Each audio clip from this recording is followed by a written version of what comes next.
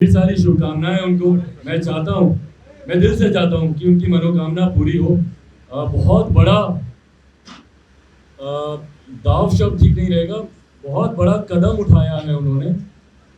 परिवार को तोड़ा है अपनी इस महत्वाकांक्षा को पूरा करने के लिए। समाज की नाराजगी उन्होंने मोल ली अपनी इस महत्वाकांक्षा को पूरा करने के लिए। और सबसे बड़ी बात, मेरे पिताजी के मरने के बाद उनकी पीठ पर खंजर भोंका है अपनी इस महत्वाकांक्षा को पूरा करने के लिए। तो मैं दिल से चाहता हूं कि जब उन्होंने इतनी बदनामी मोल ली, इतना कुछ उन्होंने झेला, तो मैं दिल से चाहता हूं कि उनकी महत्वाकांक्षा पूरी हो।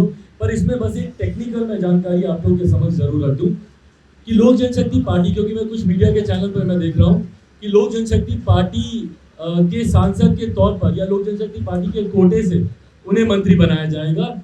ये संभव नहीं है, क्योंकि उन्हें लोक जनशक्ति पार्टी की राष्ट्रीय कार्यकारिणी पहले ही उन्हें पार्टी से निष्कासित कर चुकी है।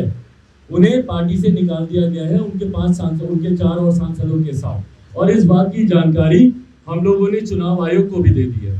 तो अगर कहीं गलती से अगर उन्हें लोक जनशक्ति, और मैंने प्रधानमंत्री जी को भी आज एक पत्र के माध्यम से उनकी जानकारी में भी मैंने दिया, क्योंकि संभवतः प्रधानमंत्री जी व्यस्त होंगे, उनकी जानकारी में कितनी बातें आई होंगी नहीं आई होंगी, पर मैंने उनकी भी जानकारी में मैंने इस बात को एक पत्र के माध्यम से मैंने दिया है कि इन लोगों को हम लोगों ने पार्टी से निकाल दिया है। पार्टी से अब इनमें से किसी भी सांसद का कोई संबंध नहीं है। इनको आप निर्दलीय सांसद के तौर पर देखिए, पूरी तरीके से प्रधानमंत्री जी का अधिकार क्षेत्र है कि वो किसको मंत्री बनाए नहीं बनाए, उसमें मेरा कोई हस्तक्षेप रहना संभव ही नहीं है। पर हाँ, अगर मेरी पार्टी का सांसद कहकर अगर उनको बनाया जाएगा तो मुझे आपत्ति होगी। उसके लिए भले मुझे न्यायालय भी जाना पड़े तो मैं न्यायालय भी जाऊंगा, क्योंकि ये मेरी पार्टी के ये सांसद नहीं है। और पार्टी के सांसद होने के नाते गठबंधन दल की परंपरा हमेशा ये कहती है कि अगर किसी अपने सहयोगी से पार्टी से सांसद को मंत्री बनाना है तो आप उस पार्टी के राष्ट्रीय अध्यक्ष से आप एक बार चर्चा जरूर करते हैं। 2014 में भी ये चर्चा हमारे तत्कालीन राष्ट्रीय अध्यक्ष रामविलास पासवान जी से की गई थी। 19 में भी ये चर्चा हमारे राष्ट्रीय अध्यक्ष रामविलास पासवान जी से की गई थी। और आज की तारीख में भी अगर किसी को संदेह है कि लोक जनशक्ति पार्टी किसकी है, पार्टी का नाम किसका है या सिंबल किसके पास है, तो मैं इस बात को स्पष्ट कह दूं कि कृपा करके चुनाव आयोग जाएं उसमें जाकर, क्योंकि इन लोगों ने सिर्फ वहां पर इस बात को बोला है कि भैया मैं अब राष्ट्रीय अध्यक्ष बन गया। भैया आप सिंबल पे आप क्लेम करेंगे कि नहीं करेंगे? आप बोलेंगे ना कि भाई पार्टी मेरे नाम पर आप कीजिए, पर वो हिम्मत ही नहीं है। इनको पता है कि इनके पास राष्ट्रीय कार्यकारिणी का समर्थन नहीं है। इनको पता है कि 95% पार्टी आज की तारीख में मेरे साथ है। 66 राष्ट्रीय कार्यकारिणी के सदस्यों का, और जो राष्ट्रीय कार्यकारिणी की गलत बैठक इन्होंने बुलाई वो भी मैं आपको बता दूं कि हमारी पार्टी का संविधान कहता है कि राष्ट्रीय कार्यकारिणी की बैठक बुलाने के लिए मिनिमम ऑफ 30 मेंबर्स का कोरम होना चाहिए कंप्लीट करने के लिए। कोरम को कंप्लीट करने के लिए 30 सदस्यों की मौजूदगी अनिवार्य है। आप बताएं ना कि भैया बंद कमरे में जो आपने बैठक की कितने लोग थे आपके पास और कौन लोग थे वो?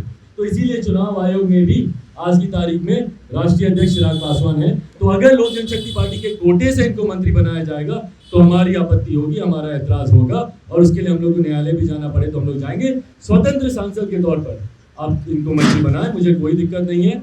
आप इनको जनता दल यूनाइटेड ज्वाइन करा लें, जनता दल यूनाइटेड की सदस्यता ग्रहण कर ले, उस कोटे से मंत्री बनाए, कोई दिक्कत नहीं है। बट जदयू से कोई भी मंत्री बनेगा तो जदयू में टूट पक्की है, ये मैं आपको वादे से कह रहा हूं। जगहों पे जाने की, मुझे अपने प्रदेश में तुम यहाँ नहीं जा सकते, तुम वहाँ नहीं जा सकते, तुम इनको माल्यार्पण नहीं कर सकते, मुझे तो दुनिया भर के मेरे ऊपर रिस्ट्रिक्शन राज्य सरकार और प्रशासन द्वारा लगाए गए हैं। भाई मैं अपने आदर्श, जब मैं डॉक्टर बाबा साहब भीमराव अम्बेडकर की प्रतिमा पे माल्यार्पण ही नहीं कर सकता, शुक्र मनाइए कि इन्होंने इस बात की पाबंदी नहीं लगाई कि मैं अपने नेता का भी माल्यार्पण नहीं कर सकता।